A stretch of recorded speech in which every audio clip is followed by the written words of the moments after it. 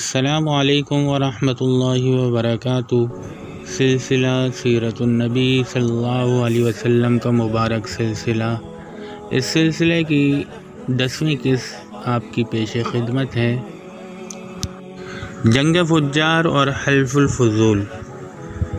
مستند روایات سے ثابت ہے کہ آپ صلی اللہ علیہ وسلم کا لڑکپن اور زمانہ شباب دور جاہلیت کے تمام اکل و شرب، لہو و لعب اور دوسری تمام ناپسندیدہ اقدار سے پاک رہا، باوجود اس کے کہ عرب معاشرہ سرتپا بدکاری اور بے حیائی میں ڈوبا ہوا تھا، اور ایسے تمام بداعمال عرب معاشرہ میں نہایت ہی پسند کیے جاتے تھے۔ اللہ نے آپ صلی اللہ علیہ وسلم کی ذات پاک کو ان سے محفوظ رکھا۔ اس کھلی بدکاری کے ماحول میں آپ صلی اللہ علیہ وسلم کے ہم عمر نوجوان جب جوانی کی خر مستیوں میں ڈوبے ہوئے تھے، آپ صلی اللہ علیہ وسلم ان کے عین الٹ طریق پر اپنی راست بازی اور پاکیزگی میں مکہ کے صالح ترین انسان کے طور پر سامنے آئے۔ دوسری طرف ایسا کبھی نہ ہوا کہ آپ صلی اللہ علیہ وسلم شرک و گمراہی کے کسی فعل میں شریک ہوئے ہوں۔ خانہ کعبہ کے طواف کے دوران جب مشرکین طرح طرح کے شیطانی اعمال و شرکیہ رسومات میں مبتلا ہوتے، آپ صلی اللہ علیہ وسلم ان سب سے الگ تھلگ اپنا طواف جاری رکھتے۔ اس دوران نہ صرف خود ایسی بدعمالیوں اور شرک و بت پرستی سے دور رہتے، بلکہ دوسروں کو بھی ایسا کرنے سے روکتے۔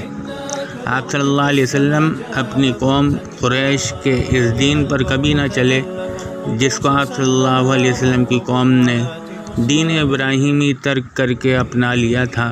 اللہ نے آپ صلی اللہ علیہ وسلم کو قبل بعثت یعنی نبی بنانے کے بعد ہر قسم کی بے حیائی و بدکاری سے پاک صاف رکھنے کے ساتھ ساتھ ارتکاب شرک و گمراہی سے بھی محفوظ رکھا۔ جنگ فجار میں شرکت۔ آپ صلی اللہ علیہ وسلم کی عمر 20 سال تھی جب قبیلہ قریش اور قبیلہ قیس ایلان کے درمیان ایک بہت ہی زبردست جنگ ہوئی۔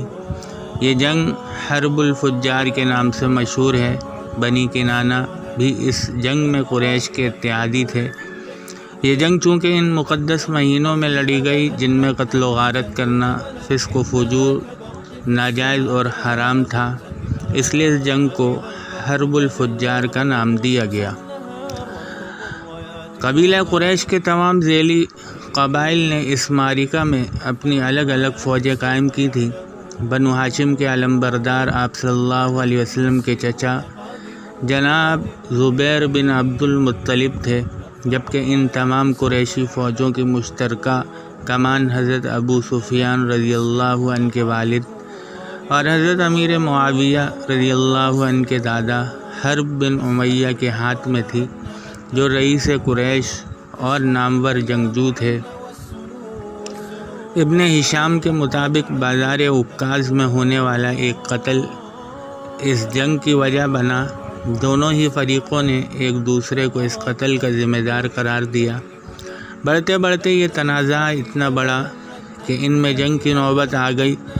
چونکہ اس تنازع میں قریش خود کو برسر حق سمجھتے تھے اور پھر خاندان کے ننگ و نام کا معاملہ بھی تھا، اس لیے آپ صلی اللہ علیہ وسلم بھی اپنے چچاؤں کے ساتھ اس جنگ میں شریک ہوئے، لیکن آپ صلی اللہ علیہ وسلم نے دوران جنگ کسی پر ہاتھ نہیں اٹھایا، بلکہ صرف اپنے چچاؤں کو تیر اٹھا اٹھا کر دیتے رہے۔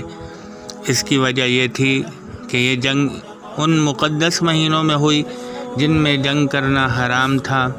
دوسری طرف ایک وجہ یہ بھی تھی کہ دونوں ہی فریق مشرک تھے، اس لیے اللہ نے آپ صلی اللہ علیہ وسلم کو اس بے مقصد قتل و غارت گری سے محفوظ رکھا، کیونکہ مومن کو قتال اور جہاد و جنگ و جدل کا حکم فقط اس لیے دیا گیا ہے کہ اللہ کا کلمہ بلند ہو، اسی کا بول بالا ہو، جبکہ یہ جنگ محض نسلی و قبائلی نام و نمود کے لیے لڑی گئی۔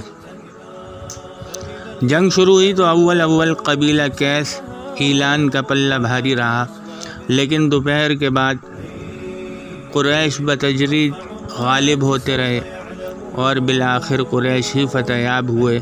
تاہم دونوں طرف کے بزرگوں کی کوشش سے دونوں قبائل میں صلح کی آواز اٹھی اور یہ تجویز آئی کہ فریقین کے مقتولین گن لیے جائیں، جدھر زیادہ ہوں ان کو زائد کی دیت دے دی جائے۔ چنانچہ اسی پر صلح ہو گئی اور یوں قتل و غارت گری کا یہ سلسلہ ختم ہوا۔ حلف الفضول میں شرکت۔ معمولی باتوں پر لڑائیوں کا سلسلہ عرب میں مدتوں سے جاری تھا، جس نے سینکڑوں گھرانے برباد کر دیے تھے اور قتل و سفاکی موروثی اخلاق بن گئے تھے۔ حرب الفجار کے بعد بعض صالح طبیعتوں میں سے اس بے معنی جنگ و جدل سے بیزاری پیدا ہوئی اور یہ خیال پیدا ہوا کہ جس طرح زمانہ سابق میں قتل و غارت گری اور ظلم و ستم کے انسداد کے لیے فضل بن فضالہ، فضل بن بداعہ اور فضل بن حارث نے ایک معاہدہ مرتب کیا تھا جو انہی کے نام پر حلف الفضول کے نام سے مشہور ہوا، اسی طرح اب دوبارہ اس کی تجدید کی جائے۔ چونکہ ان سب کے نام میں فضل کا لفظ شامل تھا، اس لیے معاہدہ کو حلف الفضول کہتے ہیں۔ جنگ فجار سے جب لوگ واپس مکہ پہنچے تو آپ صلی اللہ علیہ وسلم کے چچا اور خاندان بنو ہاشم کے سردار جناب زبیر بن عبد المطلب نے سب کے سامنے یہ تجویز پیش کی۔ چنانچہ خاندان بنو ہاشم، بنو زہرہ اور بنو تیم عبداللہ بن جدعان تیمی کے گھر میں جمع ہوئے۔ وہ سن و شرف میں ممتاز تھا۔ وہاں یہ معاہدہ طے پایا کہ ہم میں سے ہر شخص مظلوم کی حمایت کرے گا اور کوئی ظالم مکہ میں رہنے نہ پائے گا۔ نبی کریم صلی اللہ علیہ وسلم فرماتے ہیں کہ اس معاہدے کے وقت میں بھی عبداللہ بن جدعان کے گھر حاضر تھا۔ اس معاہدے کے مقابلے میں اگر مجھے سرخ اونٹ بھی دیے جاتے تو ہرگز پسند نہ کرتا، اور اگر اب زمانہ اسلام میں بھی اس قسم کے معاہدے کی طرف بلایا جاؤں گا تو بھی اس کی شرکت کو ضرور قبول کروں گا۔ اس معاہدے کا سبب یہ بھی بتایا جاتا ہے کہ زبید کا ایک آدمی سامان لے کر مکہ آیا اور عاص بن وائل نے اس سے سامان خریدا، لیکن اس کا حق روک لیا۔ اس نے حلیف قبائل عبدالدار، مخزوم، جمح، سہم اور عدی سے مدد کی درخواست کی، لیکن کسی نے توجہ نہ دی۔ اس کے بعد اس نے جبل ابو قبیس پر چڑھ کر بلند آواز سے چند اشعار پڑھے جن میں اپنی داستان مظلومیت بیان کی تھی۔ اس پر جناب زبیر بن عبد المطلب نے دوڑ دھوپ کی اور کہا کہ یہ شخص بے یار و مددگار کیوں ہے۔ ان کی کوشش سے اوپر ذکر کیے ہوئے قبائل جمع ہو گئے، پہلے معاہدہ طے کیا، پھر عاص بن وائل سے زبیدی کا حق دلایا۔ حلف الفضول کا یہ واقعہ حرب الفجار کے 4 ماہ بعد اور آپ صلی اللہ علیہ وسلم کی بعثت سے 20 سال پہلے پیش آیا، یعنی جب حضور علیہ الصلوۃ والسلام کو اللہ تعالیٰ نے نبی بنا کر بھیجا، اس سے 20 سال پہلے یہ واقعہ پیش آیا، جسے قتل و غارت گری اور ظلم و ستم کی روک تھام میں ایک سنگ میل کا درجہ حاصل ہوا۔ اسی لیے اس معاہدے کو زمانہ جاہلیت کے بہترین معاہدوں کی حیثیت سے یاد کیا جاتا ہے، جاری ہے۔ نحن المسلمون قادمون